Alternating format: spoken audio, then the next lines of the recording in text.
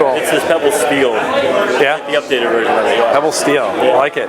They came out with a brand new one. It's more sleek and more like looks like the iWatch. They did that to compete with it. Yeah, did they? Yeah. Okay. I'm actually getting my Apple Watch today, so but I'm still. I was like looking at the Motorola one the other day and looking at this. I'm like, yeah, I have. I'm having like.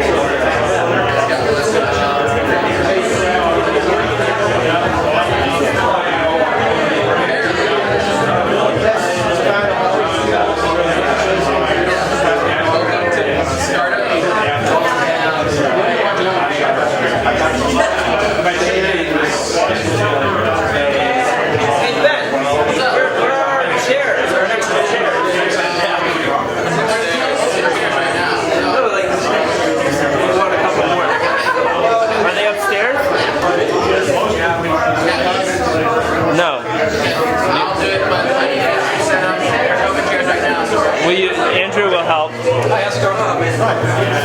send Kyle up. Send Kyle up. I just kind of come from every once in a while. Oh, me? Yeah.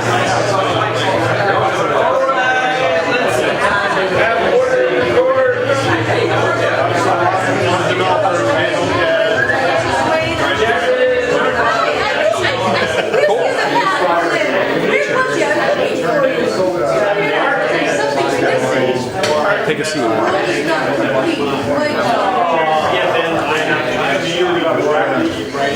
right, thanks for coming. Let's get started. Couple of announcements, and then we'll hear from Ted Mann from Philadelphia, or well, SnipSnap. Let's give him a round of applause for coming out. Not related to Dave Mann, our local fellow and startup guy. So this is Walnut Street Labs. I see some new faces, so I'll tell everybody again that we offer co-working, we do events like this, we do this every week to promote innovation in the region, and we do an event on Wednesday nights called Night Owls. And we do every week, so last year we did at least 104 events, and we're booked out for Startup Meetup into October or November, which is crazy, but it's fun. And we live stream with Igniter TV, so most of the full-length videos or events are online, and then Mike Ludermoser is running second camera somewhere, and he does those little summaries, and so you'll be all over social this afternoon. And what else do? We have a technology incubator. We have a couple of companies in there, and we're starting to do special kind of wacky events. One is with Unisys. It's coming to a close this week. It's a prototyping competition, so like a hackathon, but for people who don't necessarily code. And that was a huge, overwhelming insanity kind of thing. We expected 4 teams, we got 20. So the competition, Unisys is putting down $4,000 to the winning team, which is pretty cool. So that's tomorrow. We might live stream the awards piece, but we're gonna have 20 people presenting. And we pulled in envisionapp.com, pretty awesome prototyping tool, as a sponsor, and also I2N, which is an offshoot the Economic Development Council. Mary Dukes is here. She represents I2N, kind of a virtual incubator. They provide resources from the greater Chester County, Delaware County. I encourage you to kind of talk, introduce yourself, get to know what I2N has to offer. What else? Last week we had Biobots. They didn't win TechCrunch Disrupt, but they made it into the top 3, I think. So that's that 3D printer that prints like organic material on which you can grow your own extra set of organs. In other news,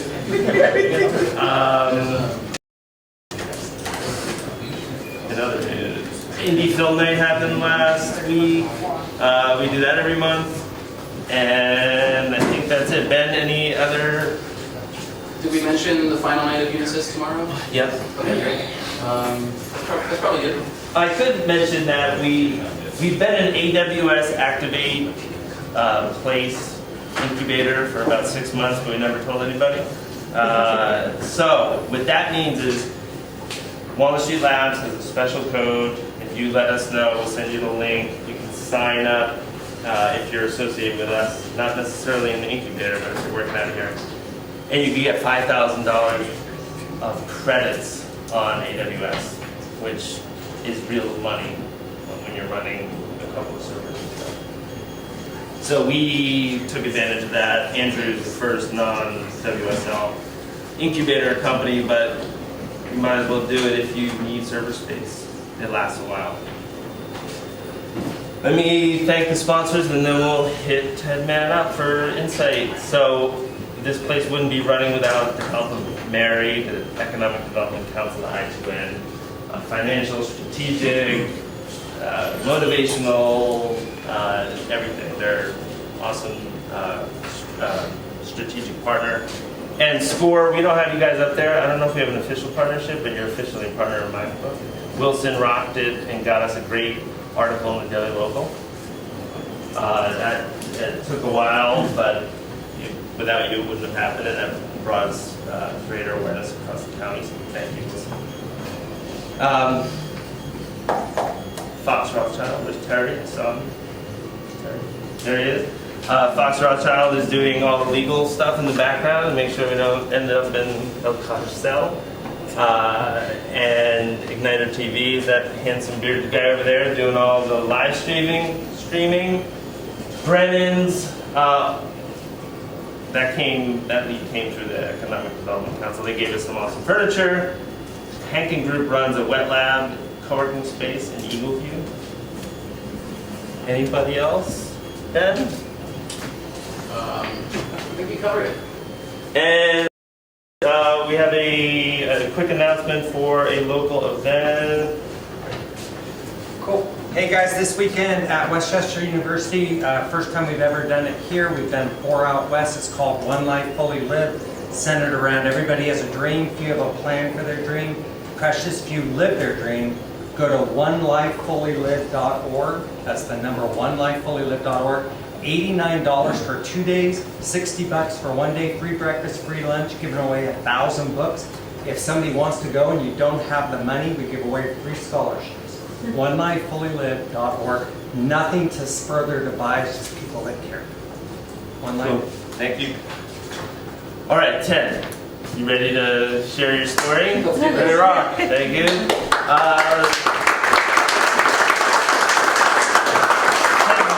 News lately, or SnipSnap has, and I won't kind of wreck the story, but I do want to point out that you were in the newspaper business for a while. I was for a long while. I worked for a newspaper company for 6 years, yeah. Okay, so tell us your story, and we'll do Q&A in a little while. Cool. Thanks, Chris. So my name is Ted Mann. I co-founded a mobile coupon startup called SnipSnap. Launched the business about 3 years ago. And I'll tell you guys a little bit about how we grew it, but in brief, we grew the app to about 4.5 million users on iPhone and Android, who've saved now over 150 million coupons and well over $200 million. And we were recently acquired by the market leader in image recognition and visual search, which is still a relatively nascent technology, but a really cool company. And so I have a lot of talks that I've given. I've given talks on app marketing, and I'm happy to talk about that if you guys are interested in learning more about that. Also happy to talk about sort of the business side of my business. But I have a few slides sort of queued up that are just about the origin story of SnipSnap and how we actually took this this back of the napkin idea and got it into one of the top 50 apps in the App Store. For at least a while. It's not still in the top 50, but it was for a while at the top of the charts in the App Store. And so if it's okay, I'm just going to go ahead and fire up my PowerPoint and start there. But while I do this, a quick show of hands. How many people here are working on an app in some form or another? Okay, so it's maybe like about almost half. And how many people here would describe themselves as app users, and like avid mobile users? Okay, so that's just about everyone. Cool. I'm hoping, if nothing else, my goal in our talk today is to convince you guys to go download SnipSnap if you haven't already. And if nothing else, you'll come out of here saving a few bucks with our app. Give me 1 second. I'm going to try and make sure I'm on the right Wi-Fi.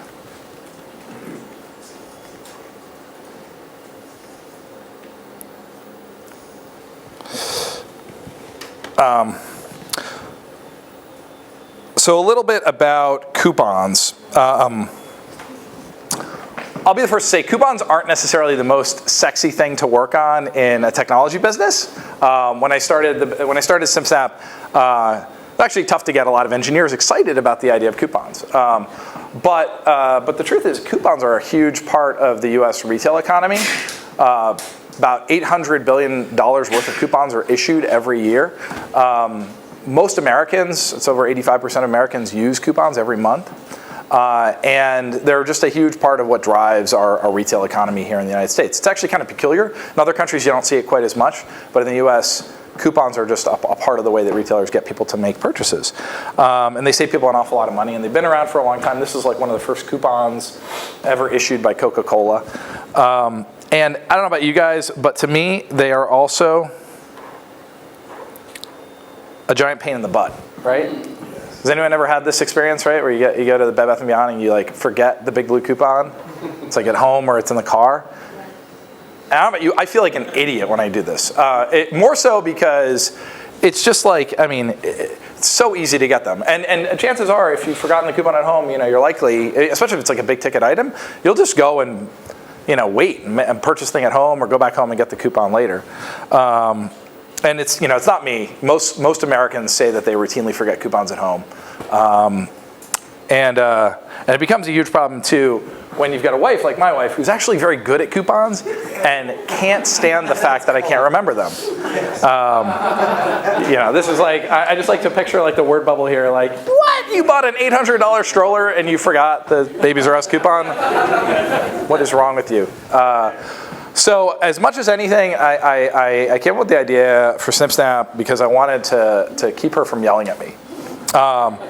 And it's kind of crazy, but the actual moment of inspiration came on one night where we actually got into a fight about coupons. And I don't remember the exact fallout of the fight. In my sort of hazy recollection of it, I remember I might have even not been allowed to sleep in the bed that night for one reason or another. It probably wasn't just the coupons, but I remember very vividly after that fight looking at this bowl of coupons this is the one we have on our dining room table. And I've sort of since started referring to this as the bowl of shame, right? You walk by and twinge of that coupon just expired. Like that was a, and so I was looking at the bowl of shame and I said, there's gotta be a way to not forget these things at home. Like I'm not the smartest guy in the world, but there's gotta be able to figure out a solution to this. And so I don't carry a purse. I don't really have a good way of keeping these things with me, but I realized I always have my iPhone on me. Why don't I just take a picture of them, put them on my iPhone? What if that was a way that I could not forget them, not be such an irresponsible couponer? And so that's what I did. I started photographing all the coupons I get in the mail and the newspaper before we throw them in the recycle bin. And started saving them on my phone. That was sort of the conceit of the idea for SnipSnap. And it worked, right? It was a little awkward at first when I started bringing them into the stores because I'd sort of pull up the photograph on the camera roll and like pinch and zoom in. But I'd bring them into Target or Bed Bath & Beyond and hold them up for the cashier, and they'd scan them and go boop. And sometimes they'd be just as surprised as I was. But it worked. And it worked at every store I tried it at, and I did it at store after store after store. I did it for something like 6 months. And to be quite honest, this wasn't anything more than just a life hack, just a way to keep my wife happy. I wasn't even thinking about it as a business. But as I began doing it more and more and seeing how much money it was saving us and how it was actually turning me into a semi-responsible adult, started to think maybe there's something more here. Along the way, I'd sort of created some other problems outside of the forgotten coupon problem. One problem was I was filling up my camera roll with photos of coupons instead of baby pictures. And it was actually kind of hard to find the coupons. So I'd oftentimes take a photograph of them and I'd forget that they were still on my phone. So I'd still go into the store and forget to use it. So this is called this version 0.02 of SnipSnap. Was I started using Evernote. Anyone here use Evernote? Oh, wow. It's like almost as many people as use apps. Like everybody who uses an app uses an Evernote. It's great. Yeah, Evernote's a really awesome, handy tool. And so this is how I started. When I got to the point where the camera roll wasn't quite cutting it, I started saving them all to Evernote. And it was neat because they could be, Evernote OCRs everything that you put into it. And they have a pretty good OCR engine, which is optical character recognition, like recognizing the text. So it made the coupon searchable. So all of a sudden now I could search my coupons. And so I was at Babies R Us, I could search Babies R Us and I could find them. It also had some nice kind of layouts. I could see the coupons in a grid format. I could see them in a list format. So it started to get me at least thinking about what's the right UI for saving the coupons. So call that version 0.02. I don't know why I threw the gratuitous baby shot in there. I'm sure I had to point to this when I first did this tag. But we ultimately built out the initial version of SnipSnap. I launched it at a startup accelerator. That's where we sort of prototyped the initial version. The startup accelerator is called Dream It Ventures in Philadelphia. If anybody's interested in learning more about accelerators, I'm happy to talk about that too. And it was a great experience. The initial version of SnipSnap that we built was, it barely worked. It was pretty bad. But it worked well enough that we could see that people would use it like crazy. When I say it worked bad, like the barcode generation didn't even work properly. Like the barcodes that we were giving people weren't like functional barcodes. But yet people were still using it. They were still snapping photos of coupons. They were still getting a lot of utility out of it. So we got confident enough to go out and build what is this ultimate version of SnipSnap, which might be a little washed out on the screen, but is beautiful, world-class app. And Kyle Martin, who's here, and I'd like Kyle to come up for the Q&A section. Kyle helped us design the original version as our head of product, and we built a really, really super handy, useful app. And in addition to being able to scan photos of the coupons that you'd get in the mail and the newspaper, which we did really, really well. We built a bit of technology that allows you to do image recognition on the coupons. So when you snap a photo of the coupon, we parse out all the structured data from it, so the face value, the offer details, the barcode, and hand you back, take all that structured coupon information and give you back a nice, clean, mobile optimized offer. Which, it had a number of virtues in addition to making the coupon searchable, like the Evernote example. It also allowed us to do location reminders. So when you get to a store, you'd get a little push notification saying, hey, don't forget to go use your coupon. We allowed people to bundle the coupons, but we also allowed people to share coupons, which ended up being really, really, really popular. So it's not possible to share a loyalty coupon or a single-use coupon in SnipSnap, but a lot of coupons are shareable. They're not really unique to a specific customer. And so we allowed our consumers to share all of those. And that ended up being, kind of to our surprise, that ended up being the most valuable feature of the app. And that ended up helping us get featured on the front page of the App Store. So this is right around the time we launched, maybe like a week or two after launch, I think.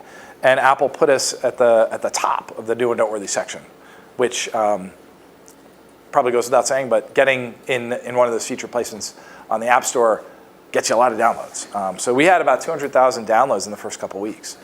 So it was a great way for us to almost immediately validate what we built. And by the way, raise money. So we simultaneously raised money. It gave Kyle the confidence. Kyle was a senior senior member of the QVC mobile team, and it gave him the confidence to say, okay, I'm going to leave my stable job at QVC and go to this startup, and we were off to the races. The next step for us on our journey was we officially launched a couple weeks later at TechCrunch Disrupt, which we were just talking about that, right? Biobots was just at TechCrunch Disrupt, and I know Andrew was just at Disrupt. It was a great event, like great technology conference of sorts. But in our case, we were competing in an event called the Battlefield, and we did not win the Battlefield either, but we did win our division, I guess. And I think probably most importantly of all, MC Hammer, the guy right there, was one of our judges, and he said that we were his favorite startup. So what more validation do you need in the early stage of a startup than having MC Hammer give you the hammer seal of approval? Yeah. So, again, the initial MVP of the app was still an MVP. We were able to do some really cool things that I think helped us stand out. In addition to making the coupon shareable and searchable, our business model was always that we were going to feature offers for retailers and target them to our customers. So we built this targeting engine that would recommend offers to people based on what they've snipped historically. So if you're snipping lots of coupons for steak, maybe you'd get an Omaha Steaks coupon recommended to you. And more importantly, when you're near an Omaha Steaks, you get a little push notification saying, hey, here's a great 45% off coupon. So we built that very early on, and we actually had customers at day one. We had Aeropostale was, I think, our first paying customer. We've now grown the business to, we have 55 paying customers. We're profitable and growing like crazy. Now we're part of this larger organization in Slyce, where we're getting to build out a whole host of consumer apps, all leveraging image recognition and visual search as the kind of the jumping off point to a retail experience. And most importantly, I'm not getting benched for forgetting the coupons anymore. I get to sleep in the bed again. So that's the SnipSnap story. I want to get through it kind of quick so we can sort of open it up to questions. And Kyle, would you mind coming up? And I'll just I guess I'll end there kind of awkwardly. Ready for Q&A? Let's do Q&A. All right, so house rules, state your name and social security number and tell us a little bit about yourself and then your question. Steve, what you going to do digital integrated branding? You mentioned that you had the issues with your barcode generator. Given you're using SnipSnap and you're getting stuff directly from the companies, why would the barcode generator be an issue? This was not a large. It shouldn't have been an issue. The early on, the development team I had working on the app kind of did a so-so job. Early in the genesis of the company, we had a lot of developers overseas working on it, and the initial version, the version they built at DreamIt, the initial prototype, is what I call it. It sucked. Like, it was terrible. And we made the very tough decision, and it's shocking how many app developers have to do this. But we actually threw out the entire early version. Faulty barcode generator at all. And we started over from scratch. And it was a really tough decision because it felt like I'd invested, I forget exactly how much, tens of thousands of dollars in that initial version. And it just sucked. Like, we learned a lot from it. We got smarter about it, but we needed to start over. So when we ultimately, on version 2.0, new team, Kyle, my CTO Kostis, and I set to work on the new version. Creating the barcode generator wasn't that big a challenge. It was just the initial team wasn't up to it. I guess my question is, why do you even need to generate? So one part I don't know if Ted touched on too much was the way we're not getting coupons directly from retailers or manufacturers. We're actually allowing users to upload their own, sort of crowdsourcing them. So users are taking pictures of their own coupons, and we're generating barcodes from that. So we need to be able to, when we're processing the image, we're actually creating our own barcode. No one's sending using the barcode that's actually in the image itself. That's correct. Yeah. Right, correct. So we're not actually getting we do a cleaned up version of the barcode, and we bump up the brightness to full contrast, so it scans really easily. So. I was going to say, because you said you had no issues. I had done something very similar and walked in and they couldn't scan it off the phone. Right. Yeah. I mean, in those sort of early days of kind of trying it, and I learned a lot of stuff. I mean, I learned that full brightness was key. A really, really, really clean version of the barcode was key. Those things all helped make it work a little easier. I have a couponing question. I'm Monique Please. Schumer with Bombas. Normally coupons, you're supposed to give it to the cashier and that's how they get them off of the market. If you put it actually into your app, how do they prevent you from using that coupon over and over again? Oh, good question. So I didn't even go into this, but I'll talk a little bit about sort of the coupon world. So there's really two fundamental different types of coupons, right? There's manufacturer coupons, and then there's retailer coupons. So a manufacturer coupon is a type of coupon that will be issued by a brand, say General Mills, right? Issues a coupon for Cheerios. And you go and you bring that coupon into your local grocery store, and they essentially front the discount and take the coupon. And then they need to get paid back for that coupon. So they keep the paper copy of the coupon as a receivable, and then they submit it later to General Mills and say, you owe us $1. The other type of coupon, which is just as big, if not bigger, is retailer-issued coupons. So Bed Bath & Beyond sends you a 20% off coupon for anything in the store, or Target sends you a coupon for anything in their store. Those types of coupons that are issued by the retailers, sometimes they're for specific brands. Those they don't typically need to ever remit to the brand, because most of the time they're the ones fronting the discount themselves. And if it is a brand level coupon, they've already got an arrangement with the brand where they're going to tell them from their transaction logs how many sales took place. So we made the very conscious decision at early stage, even before Kyle joined the team, that we were going to focus exclusively on retailer issued coupons, because those are a lot easier to activate in mobile. And we felt a much bigger opportunity. There were a lot of businesses already tackling manufactured coupons in mobile. There was nobody that had yet built an app in the retail coupon space. So we service all the, Bed Bath & Beyond, Target, Kohl's, those types of retailers that issue their own store issued coupons. Did I answer your question? Yes, you did. Cool. Yeah. So if I hope I didn't disappoint you. The number one most requested feature of SnipSnap is that we support manufactured coupons. I think Yeah. that's what they're requesting for the future. Yeah. Yeah. All right, Jordan, and then Kyle. Jordan here, Westchester student. I'm not a big couponer, but I hear a lot about retail and not. What separates you from them?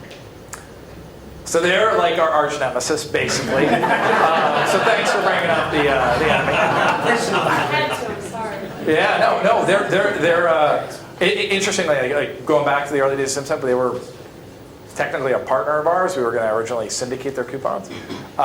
What differentiates them from us, or us from them, in a mobile app is we are the only ones that allow you to scan in your own coupons. So they don't actually offer that as a feature. Their mobile app is largely online coupons, not in-store coupons that you can go redeem in physical stores. They have some, they curate a handful, but in our app you can find just about every in-store coupon in the known universe. So that's the big differentiator, is that we support the ability for you to save your own coupons, and we have a lot more coupons. And I think just to kind of add a little bit to what Ted said is, currently, both products are somewhat similar. We're trying to provide coupons to users to redeem at Snip. We also allow users to use their own. But I would also say that, stay tuned. We're in the next few months we're going to be introducing new products that are going to be very different than what Retail Not's bread and butter is, and which I think will help us differentiate quite a bit. Good point, I forgot. We got good stuff in the works. Kyle Hudson, marketing for 22 North Digital.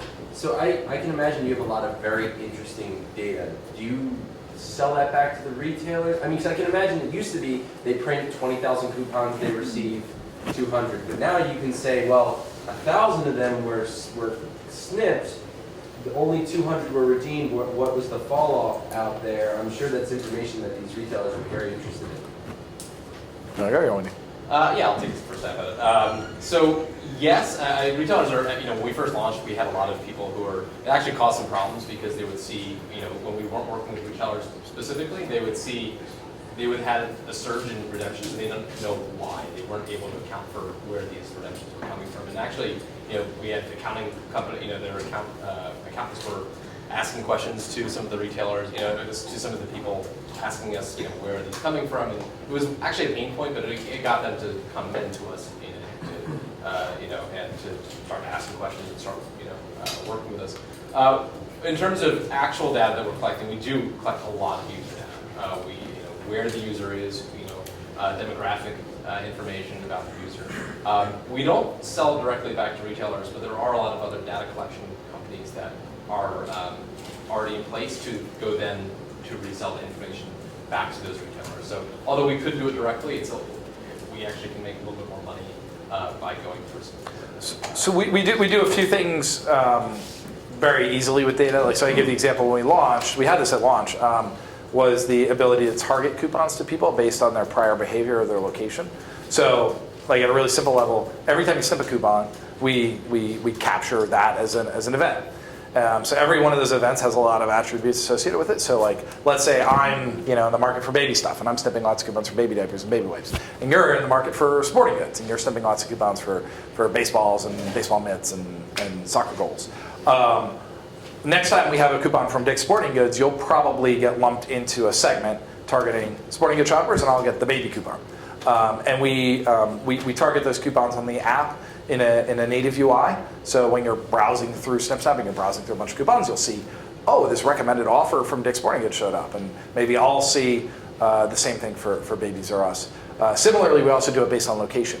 So we throw up Geo Fences, which are sort of like virtual, a virtual radius around each store location. In some cases, we even get more sophisticated and we actually draw like a polygon around a shopping center. And as soon as you enter in past that Geo Fence, you'll get a push notification and an offer recommended to you.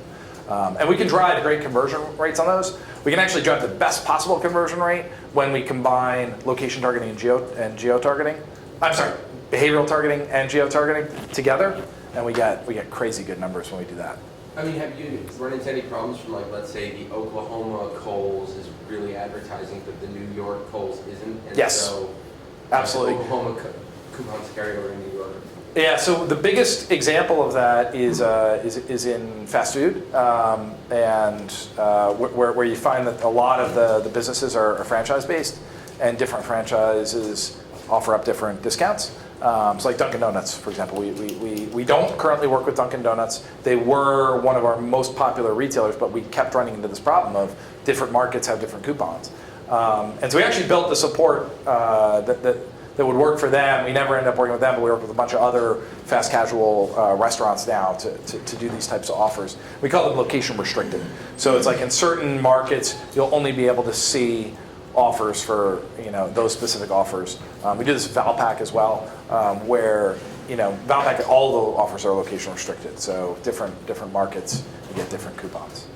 Quick, did that answer your question? Yes. Detail, what percent of people allow the geo push notifications? About 50%.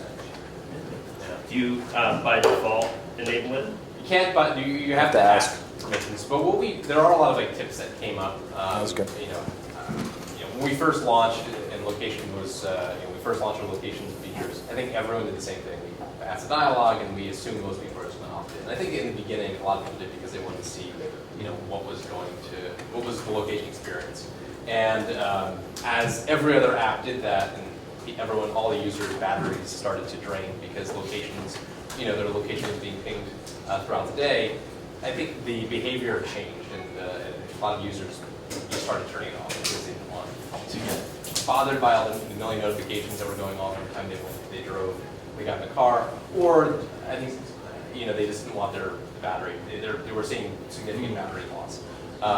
So what we did, and a lot of other apps did, was since you can only fire the system prompt once to ask for permission, we started to ask.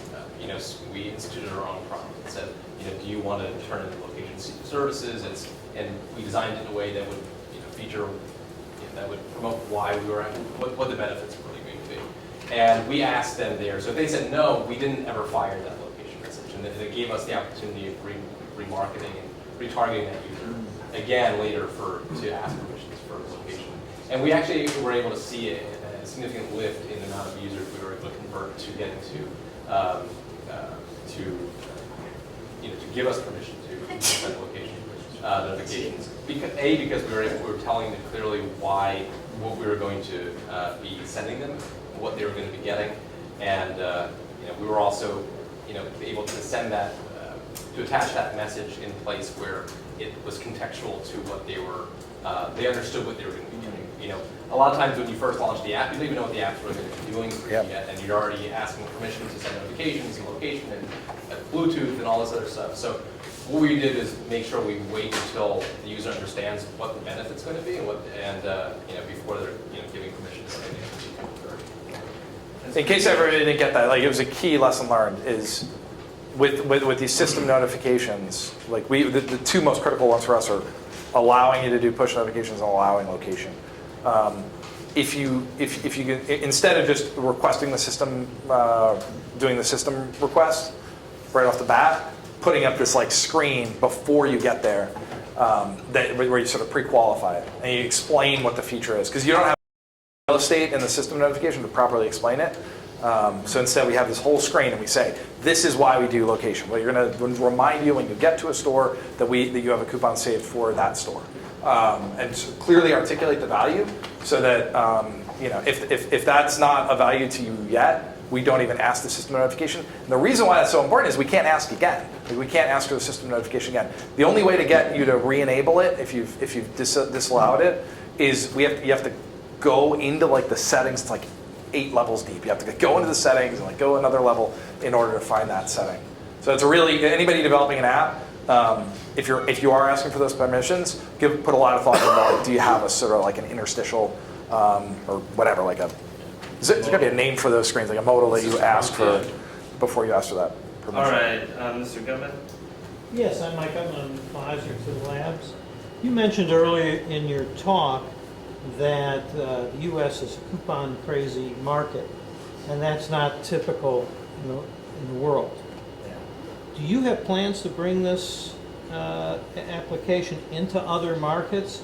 And if so, what do you think the barriers to entry in those markets would be? It's a great question. The short answer is no, we don't have any immediate plans to bring in another market. If we were to bring in another market, the first one that we go after is Canada, because right now owned by a Canadian company. And there are a fair number of Canadian users. It's still pretty small, but we do have a lot of Canadian users. And Canada does coupon, not as much as in the United States, but a little more heavily. What I think we would want before we went into that market is we would want some Canadian partners to work with. We'd want a few key retailers in Canada.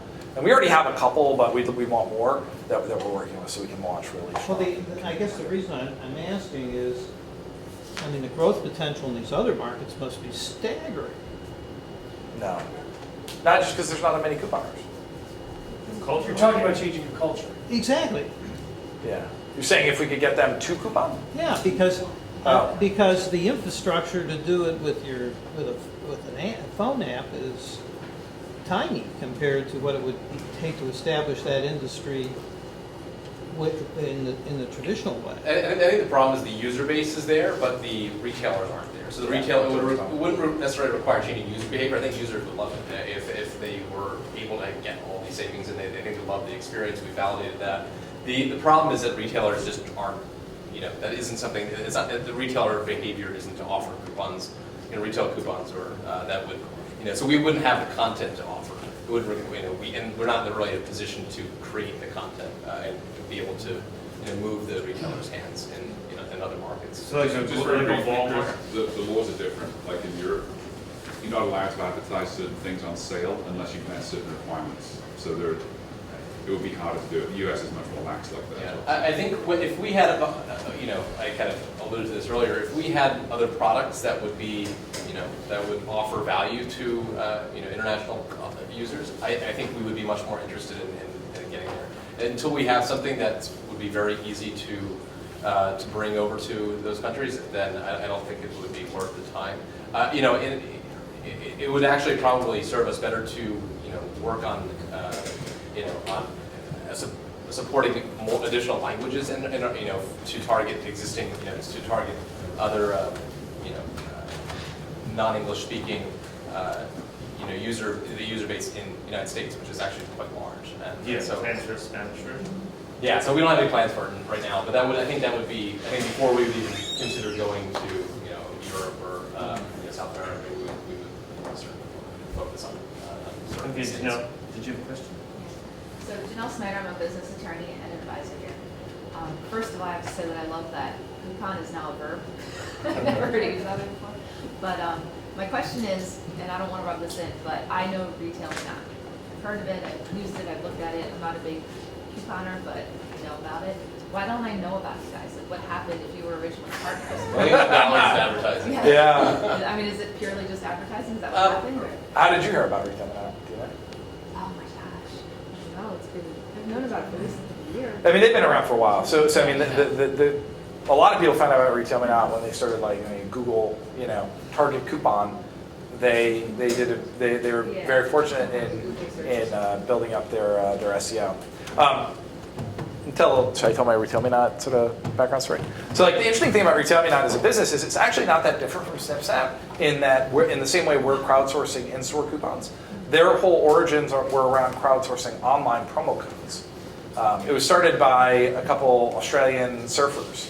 And the original thing they built was a website called Bug Me Not. Anyone here? Got a bunch of geeks in the audience. You know Bug Me Not, yeah. Okay.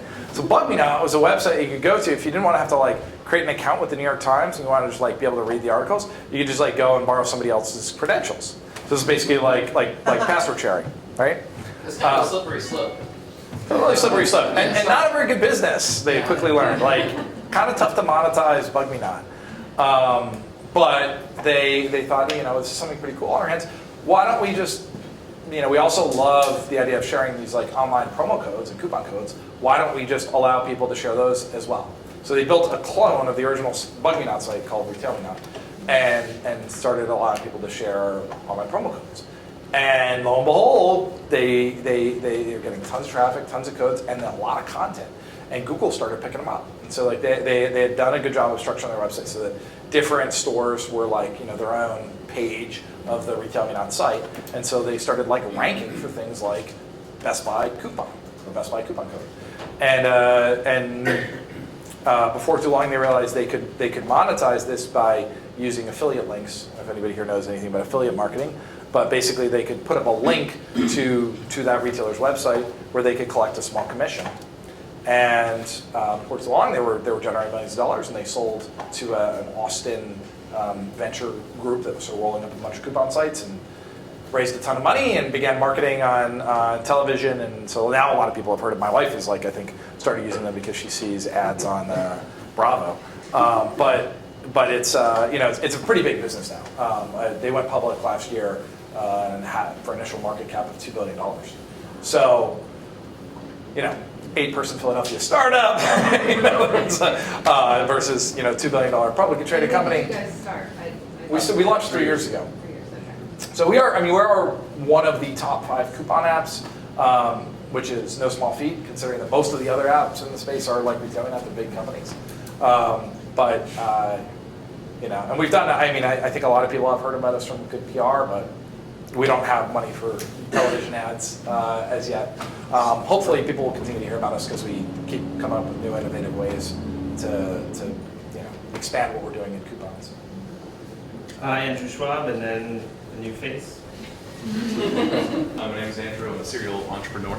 My question is a little more on the entrepreneurial CEO around here. I love hearing the story about how once you got the featured spot on Apple that you had 200,000 downloads, etc. I know sometimes with explosive growth like that, it can cause interesting scale problems. Mm-hmm. I'm wondering if you can share a little bit about what you learned from that and how you might handle it differently. Oh, actually, yeah. So I have a couple thoughts on that, and Kyle may too. Thought number one was, fortunately, we did not have major scaling problems when that happened. I'll tell you a little bit how we do what we do. I'll tell you the secret of how the original SnipSnap image recognition worked. The original SnipSnap image recognition was basically it wasn't logo detection. It wasn't super fancy like the stuff that we're doing now with image fingerprinting and neural networks and all that jazz. It was an open source barcode scanner and Mechanical Turk. which is an Amazon service where you can basically have a human, literally in our case, transcribe the coupon. And that's how we parse the coupons. And we were able to get it to be fairly fast. We got the parsing down to a couple minutes at worst. And fortunately, just by upping the amount of money we were able to spend per hit, that's what Amazon calls them a hit, a task, we were able to scale with those people. So we did have a period where we were paying only a very small amount per hit, and we just upped the amount of money we were spending, and the logjam of tasks got farmed out to all the Turkers that we had. We got better about how we did it, but that was never an issue. Now, what would I have done differently? So we got this explosive growth. We got a ton of users, and we were in the 30s in the App Store. What I wish we had done at that point in time is I wish that we had already had a plan for how to do paid user acquisition. It would have been a little hard at the time. Facebook had not launched the Facebook install ads yet, so there wasn't a really great way to do paid user acquisition. I would have probably had to go the incentivized install route through a few of the other companies that do that. But nevertheless, if I had done that, if I'd been able to kind of pile some marketing dollars on top of all the organic installs we were getting, we would have made it into the top 10. And if we made it into the top 10, maybe you would have heard about us instead of Retail Me Not. Maybe we would have gotten a little bit more of that mojo going early on, where we could have gotten to a million users even faster than we already did. That's the one thing I would have done differently. So I counsel anybody launching an app that has consumer appeal, get smart about that. Really, before you launch, do a little bit with Facebook, do a little bit with Twitter, install ads now. That's where I would go. And just if you do hit it, if you get featured, be prepared to spend heavily around that same time so you can goose the numbers even higher. All right, what's your name? I am Margaret Rushman, also known as New Face, apparently. I am an analyst and aspiring entrepreneur, I'll say. Can you talk a little bit about how your revenue model was initially, and then now that you're under, I believe you said you were acquired, is that? Yeah. What are the opportunities for revenue, how you're thinking about evolving that model over time? So we make money by featuring coupons on behalf of retailers. So retailers like Bed Bath & Beyond or Party City or Lord & Taylor will pay us to feature and promote their coupons, and we get paid every time somebody actually goes and redeems them. Typically we get paid a commission on each transaction. Sometimes we get paid a flat fee. That's how we work with the retailers. We have 55 retailers now who pay us. We got to the point in the fourth quarter where we were profitable. Where would you see that going, revenue, with what opportunities do you see beyond that? So the big shift in our, well, not shift, extension of our model is also last year we began opening up our coupon campaign platform to the retailers so that they could manage their own coupons through our tool. Basically build mobile coupons that they can distribute on their own rails. So for retailers distributing their coupons already via, or wants to distribute them via text message or on their website or in their own app, we give them the means and the UI and the user experience to be able to do that. And so we now, for retail like Toys R Us, for example, if you use a Toys R Us coupon on their website, on their mobile site, on their app, if you print one off their website, if you redeem one off the Toys R Us app, if you get one via text message, if you get a loyalty coupon or Rewards R Us coupon, those are all now powered by our platform. And so we make money that way as well.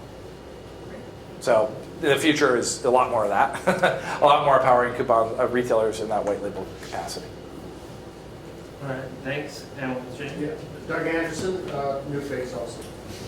Thanks for coming. Just the physical coupon thing is not going to go away soon. And I would imagine that there may be some transferring. It must be a pain for the retailer, as you said. They have to transfer all these things. Is there something transferable from your technology to allow the retailers to not have to count the coupons or do something like that?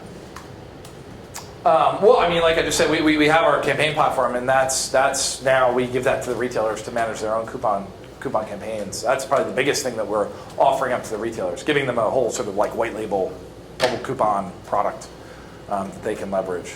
But can they get rid of the individual coupons now? Yeah, they don't. I mean, I don't think paper coupons are going to go anyway anytime either. But this is a way for them to use our technology to accelerate their shift to digital and mobile distribution. I mean, they can use barcodes, the number of the barcode, and to understand, to attribute where that user, where that coupon came from. So they're able to essentially count them digitally. So using the barcode, that is something that either they provide us, and then when they get it back and scan into the system, they're able to essentially check it out. So it's the handoff is still occurring with our verified partner. So when a retailer works with us, we're able to do that.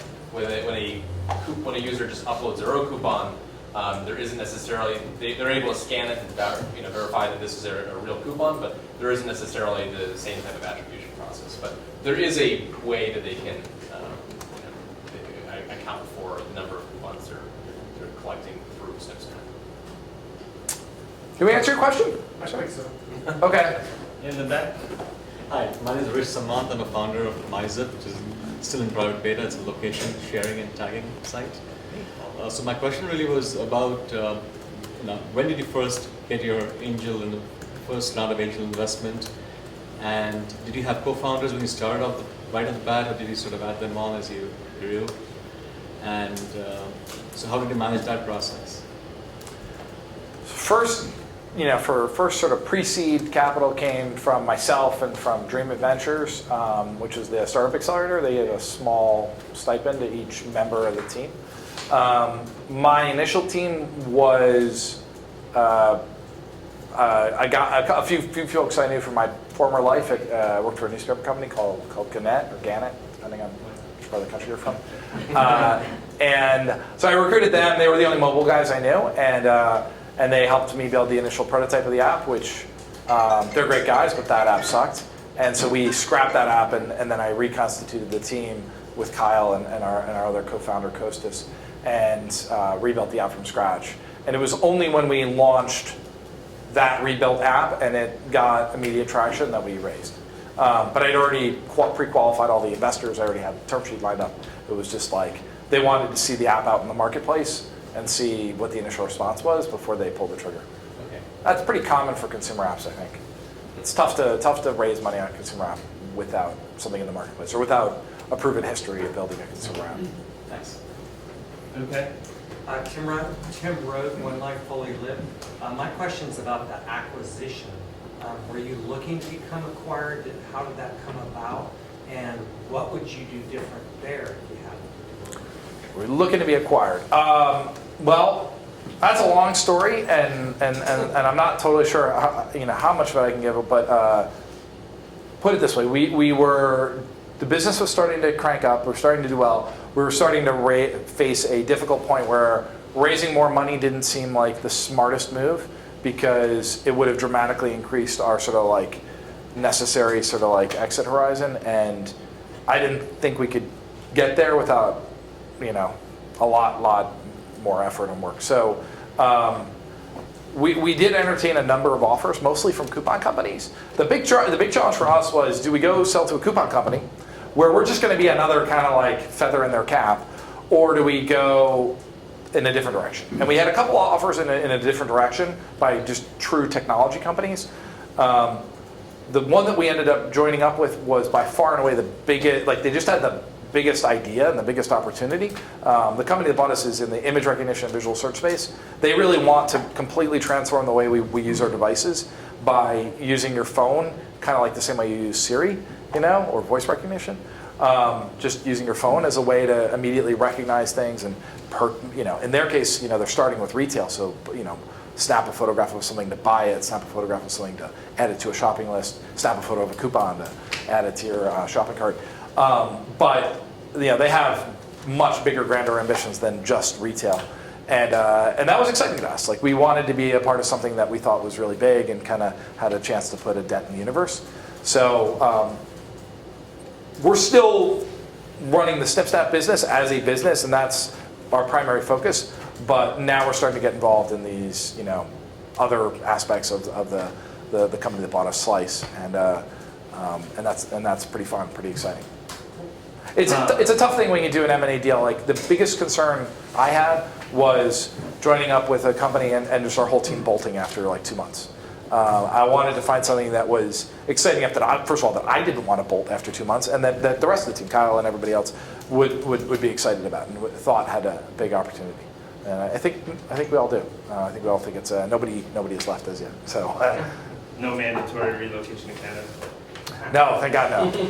Actually, Toronto's a nice city though. So let's do one more question. Right. I'm Ken, patent agent, and my question is, what part did intellectual property play in your dealings with the sale of your company? I don't know, Ken. I feel like that's a leading question, but the answer is not much. We have a patent around our process for scanning and parsing coupons, image recognition on coupons, which I thought would be super exciting and super valuable to them. It wasn't that big of a deal in the acquisition process. I will use my power to circumvent the rules and ask one last question. What is going on in the Philadelphia area with venture capital? Can you give the community some prognostication? Like, is it going to be easier, harder? You know, everyone knows Mid-Atlantic starts raising money for conceptual projects. Is it going to get harder, easier? Is there more angel activity? There's a lot of seed stage capital these days, mostly coming out of like angel investors, angel groups, and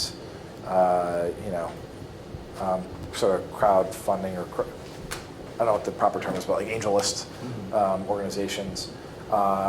It's much harder to raise seed capital out of the venture firms, is my experience, and the other entrepreneurs I work with. So I think, I don't know, I'm hoping I'm answering your question.